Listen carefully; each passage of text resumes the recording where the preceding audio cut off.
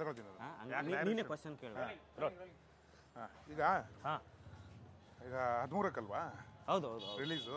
Good, ಎಲ್ಲ okay. ಇಷ್ಟು ವರ್ಷ ಆದಮೇಲೆ ಈಗ ಕಾಲೇಜ್ ಕುಮಾರ ಆದಮೇಲೆ ಇದು ನೆಕ್ಸ್ಟ್ ಮೂವಿ ಅಲ್ವಾ? ಬಟ್ ಆ್ಯಕ್ಟಿಂಗ್ ನಡೀತಾ ಇತ್ತು ಓಕೆ, ಬಟ್ ಏನಕ್ಕೆ ಡೈರೆಕ್ಷನ್ ಅಂತ ಯಾಕೆ? ಅದ್ರೊಳಗೆ ಏನು ಅಂತಂದ್ರೆ ಇವಾಗ ನಿಮಗೆ ಗೊತ್ತು, ನಾವಿಬ್ಬರು ಒಟ್ಟಿಗೆ ಪರಮಾತ್ಮದಲ್ಲಿ ಮೀಟ್ ಮಾಡಿದ್ದು. ಹೌದು. ಬರೋ ವರ್ಷಕ್ಕೆ ನಮ್ಮಿಬ್ಬರು ಫ್ರೆಂಡ್ಶಿಪ್ ಆಗಿ 15 ವರ್ಷ.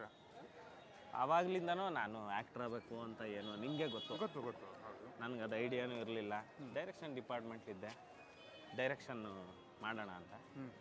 ಇದು ರೈಟ್ ಟೈಮ್ ಅಂತ ಅನ್ನಿಸ್ತು ಸಿನಿಮಾ ಮಾಡೋದಕ್ಕಾಗಲಿ.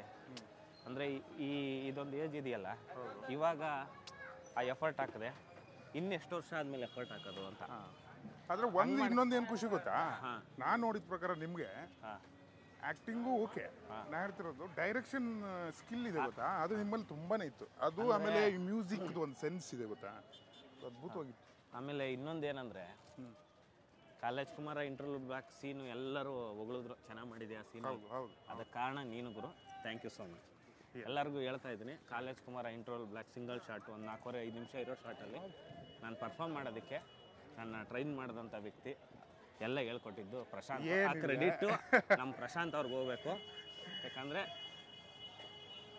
ಅವ್ರು ಯಾವಾಗಲೂ ಹೇಳೋರು, ಈ ಥರ ಚಾನ್ಸು ಸಿಗೋದು ಕಷ್ಟ ಲೈಫಲ್ಲಿ, ಚಾನ್ಸ್ ಸಿಕ್ಕಿದಾಗ ಚೆನ್ನಾಗಿ ಮಾಡಬೇಕು, ಸಿನಿಮಾನ ಪರ್ಫಾರ್ಮ್ ಮಾಡಬೇಕಂತ. ಯಾಕಂದರೆ ಇವ್ರು ನೀನಾಸಮಲ್ಲಿ ತುಂಬ ವರ್ಷ ಕೆಲಸ ಮಾಡಿ ಅಲ್ಲೆಲ್ಲ ಇವರು ತರಬೇತಿ ಪಡೆದಿರೋದ್ರಿಂದ ನಾನು ಯಾವಾಗಲೂ ಯಾವ ಸಿನಿಮಾ ಶುರು ಆಗಬೇಕಾದ್ರೂ ಪ್ರಶಾಂತ್ ಅವ್ರಿಗೆ ಫೋನ್ ಮಾಡಿ, ಗುರು ಹೆಂಗ್ ಮಾಡೋದು ಆ್ಯಕ್ಟಿಂಗ್ ಗೊತ್ತಾಯ್ತಾ ಇಲ್ಲ ಈ ಸೀನು ಇಲ್ಲ. ಆದರೆ ಈ ಸಲ ನಾನು ಕಾಲಾಪತ್ರಲ್ಲಿ ನೋಡಿದ್ನಲ್ಲ, ಭಾಳ ಒಂದು ಏನಂತಾರದು, ನೀವು ನಿಮ್ಮಲ್ಲಿ ಬೇರೆದೇ ರೀತಿಯ ಒಂದು ಚಾರ್ಮ್ ಕಾಣಿಸ್ತಿದೆ ನನಗೆ.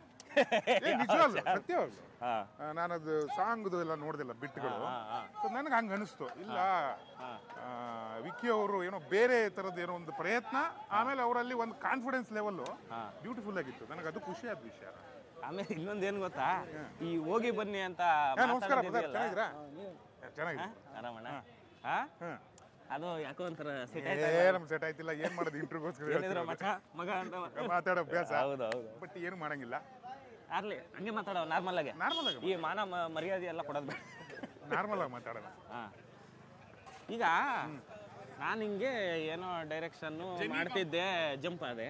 ನಿಂದೇನೋ ಹೊಸದು ಮ್ಯೂಸಿಕ್ ಡೈರೆಕ್ಟರ್ ಅಂತ ಈ ತರ.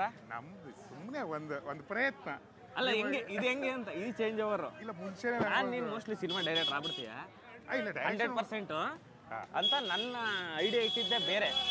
ಡೈರೆಕ್ಷನ್ ಮಾಡೋದೊಂದು ಪ್ಲಾನ್ ಇದೆ. ಅಲ್ಲ ಪುನಃ ವಾಪಸ್ ತಗೊಳ್ಳೋಣ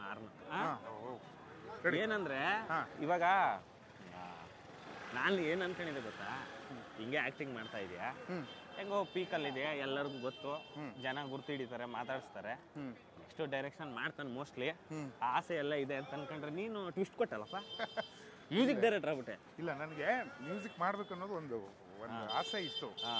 ಆದರೆ ಅದು ಇಷ್ಟು ಬೇಗ ಮಾಡ್ತೀನಿ ಅಂತ ಗೊತ್ತಿರಲಿಲ್ಲ. ಫಸ್ಟಿಂದ ಹೇಳು. ನನಗೆ ಮ್ಯೂಸಿಕ್ ಮಾಡಬೇಕು ಅಂತ ಇತ್ತು, ಆದರೆ ಅದನ್ನು ಇಷ್ಟು ಬೇಗ ಮಾಡ್ತೀನಿ ಅಂತ ಗೊತ್ತಿರಲಿಲ್ಲ. ಆಮೇಲೆ ನಿನ್ನ ಲಕ್ ಏನಂತಂದ್ರೆ, ಪೃಥ್ವಿ ಅಂಬರ್ ಅಂತ ಹೀರೋ, ನೆಕ್ಸ್ಟ್ ಪ್ರಮೋದ್ ಶೆಟ್ರು, ಹೌದು, ಅದರಲ್ಲೂ ಒಳ್ಳೆ ಬಾ ಬಾ ಬಾ ಎಲ್ಲ ಬಿಟ್ಬಿಡಿ ಅವ್ರನ್ನ, ಹೋಗೋಣ ಇಲ್ಲಾಂದ್ರೆ ಹಾರ್ನ್ ಆಗ್ತಾ ಇರ್ತಾರೆ. ಬುದ್ಧಿ ಏನೋ ನನ್ನ ನೋಡ್ಕೊಂಡೆ ಆಯ್ತಾ. ಅಂದರೆ ಈಗ ಪೃಥ್ವಿ ಅಂಬರ್ ಅಂತ ಹೀರೋ ಸಿಕ್ಕಿದ್ರು ಫಸ್ಟ್ ಸಿನಿಮಾದಲ್ಲೇ. ಈಗ ಪ್ರಮೋದ್ ಶೆಟ್ರದ್ ಮಾಡ್ತಾ ಇದ್ದೀರಾ, ಅವೆಲ್ಲ ಒಂದು ಬ್ಲೆಸ್ಸಿಂಗ್ ಅಲ್ವಾ. ಶಿರ್ಸಿ ಯಾವುದೋ ಯಲ್ಲಾಪುರದಿಂದ ಬಂದವ್ರಿಗೆ ಈ ಚಿತ್ರರಂಗ ಈ ಥರ ಅವಕಾಶ ಕೊಡ್ತಾ ಇದೆ. ತುಂಬ ನಮ್ಮ ಚಿತ್ರರಂಗ ನಮಗೆ